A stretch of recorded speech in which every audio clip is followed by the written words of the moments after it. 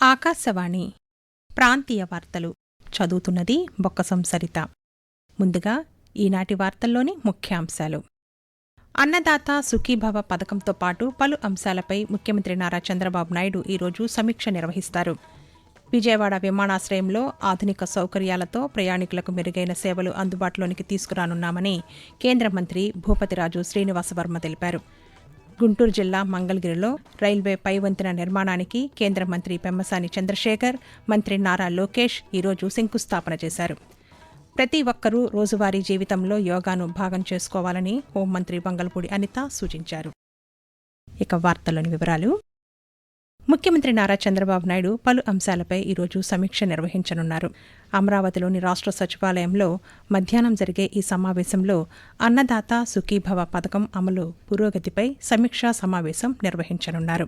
అలాగే రాష్ట్రంలోని ఆక్వా రంగం, మామిడి, పొగాకు పంటల పరిస్థితి, రైతులకు అందిస్తున్న మద్దతు, మార్కెటింగ్ సౌకర్యాలు, ఎగుమతుల అవకాశాలు వంటి అంశాలపై అధికారులతో చర్చించనున్నారు.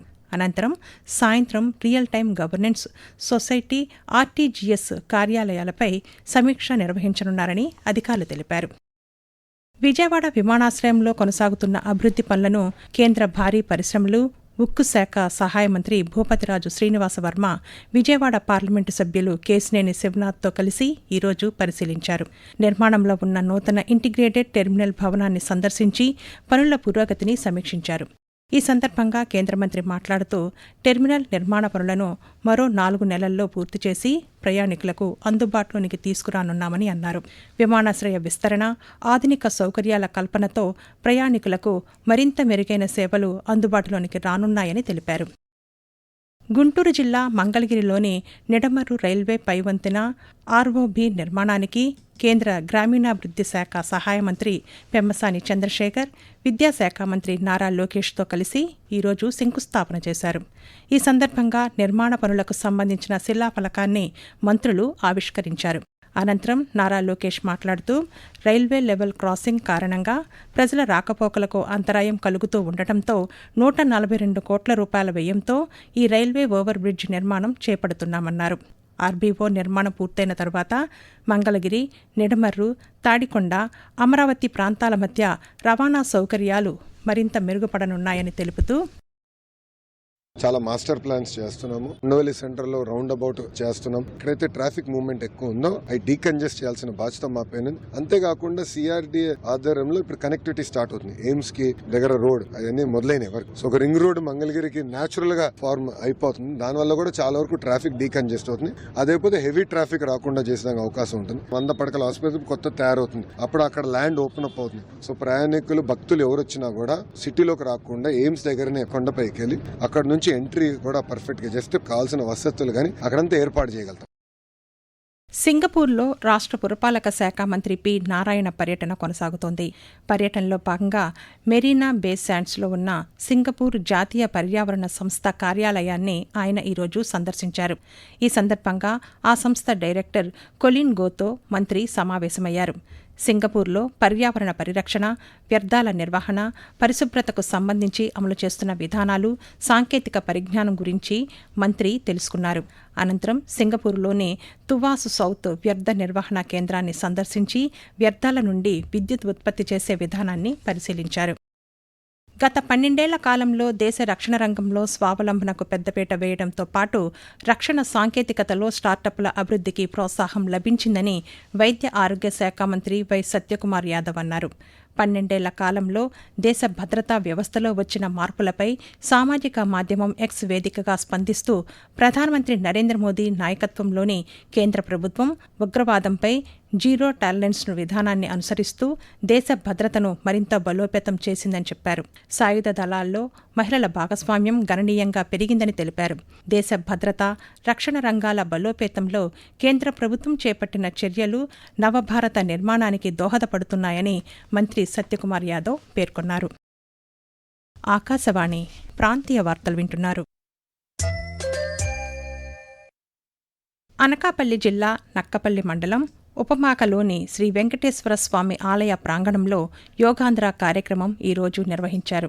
ఈ కార్యక్రమంలో రాష్ట్ర హోంమంత్రి వంగల్పూడి అనిత, అనకాపల్లి పార్లమెంటు సభ్యులు సీఎం రమేష్, జిల్లా కలెక్టర్ విజయకృష్ణన్తో పాటు ప్రజలు, విద్యార్థులు పెద్ద సంఖ్యలో పాల్గొని యోగా సాధన చేశారు. ఈ సందర్భంగా మంత్రి అనిత మాట్లాడుతూ, యోగా భారతదేశం ప్రపంచానికి అందించిన అమూల్యమైన ప్రాచీన వారసత్వమని పేర్కొన్నారు. ఒత్తిడితో కూడిన జీవన శైలిలో యోగా ఆరోగ్యకరమైన జీవితానికి మార్గమని తెలిపారు. ప్రతి ఒక్కరూ రోజువారీ జీవితంలో యోగాను భాగం చేసుకోవాలని మంత్రి సూచిస్తూ, మన ప్రధానమంత్రి మాన్యశ్రీ నరేంద్ర మోడీ గారి ఆదేశాల మేరకు ఈరోజు దేశవ్యాప్తంగా, ప్రపంచవ్యాప్తంగా యోగా దినోత్సవ వారోత్సవాలు జరుపుకుంటున్నాం. రెగ్యులర్ మన లైఫ్ స్టైల్లో యోగాను ఒక పార్ట్ చేసుకోవడం అనేది చాలా అవసరం. ఈరోజు ఈ కార్యక్రమాన్ని ఇక్కడ ఆర్గనైజ్ చేసినందుకు కలెక్టర్ గారు విజయకృష్ణన్ గారికి, ఎంపీ సీఎం రమేష్ గారికి ధన్యవాదాలు తెలియజేసుకుంటున్నాం. అర్హులైన ప్రతి ఒక్కరికి ప్రభుత్వ సంక్షేమ పథకాల ప్రయోజనాలు అందేలా చర్యలు తీసుకుంటున్నామని వ్యవసాయ శాఖ మంత్రి కింజరాపు అచ్చెన్నాయుడు తెలిపారు. గుంటూరు జిల్లా మంగళగిరిలోని తెలుగుదేశం పార్టీ కేంద్ర కార్యాలయంలో నిర్వహించిన ప్రజా దర్బార్ కార్యక్రమంలో మంత్రి ఈరోజు పాల్గొని ప్రజల నుండి వినతులు, ఫిర్యాదులను స్వీకరించారు. అనంతరం ఆయన మాట్లాడుతూ, ప్రజల సమస్యల పరిష్కారమే ప్రభుత్వ ప్రధాన లక్ష్యమని పేర్కొన్నారు. ప్రజల నుండి వచ్చిన ప్రతి అర్జీని క్షుణ్ణంగా పరిశీలించి పరిష్కారం అందేలా చర్యలు తీసుకుంటామని చెప్పారు. వ్యవసాయం, దాని అనుబంధ శాఖలకు సంబంధించిన వినతులపై ప్రత్యేక దృష్టి సారించి త్వరితగతిన పరిష్కరించాలని అధికారులకు సూచించామని తెలిపారు. Andhra premier league APL cricket పోటీలు ఈ రోజు నుండి ప్రారంభమవుతున్నాయి. ఈ నెల 21వ తేదీ వరకు మ్యాచ్లు జరగనున్నాయి. విజయవాడ సన్షైనర్స్, తుంగభద్ర వారియర్స్ మధ్య తొలి మ్యాచ్ కడపలోని వైఎస్ రాజారెడ్డి ఏసీఏ క్రికెట్ స్టేడియంలో రాత్రి 7 గంటలకు జరగనుంది. ఈ టోర్నీలో royals of Rayalaseema, Bhimavaram bulls, Kakinada kings, Amaravati royals, Vizag lions, Tungabhadra warriors, Vijayawada sunshiners జట్లు పోటీ పడనున్నాయి. ప్రధానమంత్రి నరేంద్ర మోదీ తన మనసులోని భావాలను ఆకాశవాణి ద్వారా దేశ ప్రజలతో పంచుకునే మన్ కీ బాత్ మనసులోని మాట కార్యక్రమం 135వ సంచిక ఈ నెల 28వ తేదీ ఆదివారం ప్రసారమవుతుంది. మన్ కీ బాత్ కార్యక్రమానికి ప్రజలు తమ సూచనలు అందించాలని ప్రధానమంత్రి కోరారు. ప్రజలు తమ సూచనలను 18001178000 టోల్ ఫ్రీ నంబర్కు లేదా mygov వెబ్సైట్కు లేదా నరేంద్ర మోదీ యాప్కు ఈ నెల 26వ తేదీ వరకు పంపవచ్చు. వాతావరణం.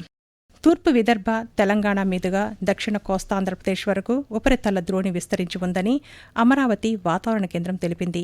దీని ప్రభావంతో రాష్ట్రంలోని కోస్తా, రాయలసీమ జిల్లాల్లోని పలు ప్రాంతాల్లో రానున్న 2 రోజుల పాటు తేలికపాటి నుండి మోస్తరు వర్షాలు కురిసే అవకాశం ఉందని వాతావరణ కేంద్రం అధికారి ఎల్ నారాయణ పేర్కొంటూ, ఉత్తర కోస్తా ఆంధ్రప్రదేశ్ యానంలో ఈరోజు తేలికపాటి నుండి మోస్తారు వర్షాలు లేదా ఉరుములతో కూడిన జల్లులు కొన్ని చోట్ల కురిసే అవకాశం ఉంది. ఉరుములతో కూడిన మెరుపులు 1 లేదా 2 చోట్ల సంభవించే అవకాశం ఉంది. ఈదురుగాలులు గంటకు 40 నుంచి 50 కిలోమీటర్ల వేగంతో వీచే అవకాశం ఉంది. వేడి, తేమ మరియు అసౌకర్యమైన వాతావరణ పరిస్థితులు ఏర్పడే అవకాశం ఉంది. దక్షిణ కోస్తా ఆంధ్రప్రదేశ్లో ఈరోజు తేలికపాటి నుండి మోస్తారు వర్షాలు లేదా ఉరుములతో కూడిన జల్లులు 1 లేదా 2 చోట్ల కురిసే అవకాశం ఉంది. ఉరుములతో కూడిన మెరుపులు 1 లేదా 2 చోట్ల సంభవించే అవకాశం ఉంది. ఈదురుగాలులు గంటకు 40 నుంచి 50 కిలోమీటర్ల వేగంతో వీచే అవకాశం ఉంది. వేడి, తేమ మరియు అసౌకర్యమైన వాతావరణ పరిస్థితులు ఏర్పడే అవకాశం ఉంది. వార్తలు ముగించే ముందు ముఖ్యాంశాలు మరోసారి. అన్నదాత సుఖీభవ పథకంతో పాటు పలు అంశాలపై ముఖ్యమంత్రి నారా చంద్రబాబు నాయుడు ఈరోజు సమీక్ష నిర్వహిస్తారు. విజయవాడ విమానాశ్రయంలో ఆధునిక సౌకర్యాలతో ప్రయాణికులకు మెరుగైన సేవలు అందుబాటులోనికి తీసుకురానున్నామని కేంద్ర మంత్రి భూపతిరాజు శ్రీనివాస వర్మ తెలిపారు. గుంటూరు జిల్లా మంగళగిరిలో రైల్వే పైవంతెన నిర్మాణానికి కేంద్ర మంత్రి పెమ్మసాని చంద్రశేఖర్, మంత్రి నారా లోకేష్ ఈరోజు శంకుస్థాపన చేశారు. ప్రతి ఒక్కరూ రోజువారీ జీవితంలో యోగాను భాగం చేసుకోవాలని హోంమంత్రి వంగల్పూడి అనిత సూచించారు. ఆకాశవాణి ప్రాంతీయ వార్తలు ఇంతటితో సమాప్తం. తిరిగి సాయంత్రం 6:10 విశాఖపట్నం కేంద్రం నుండి ప్రాంతీయ వార్తలు వింటారు.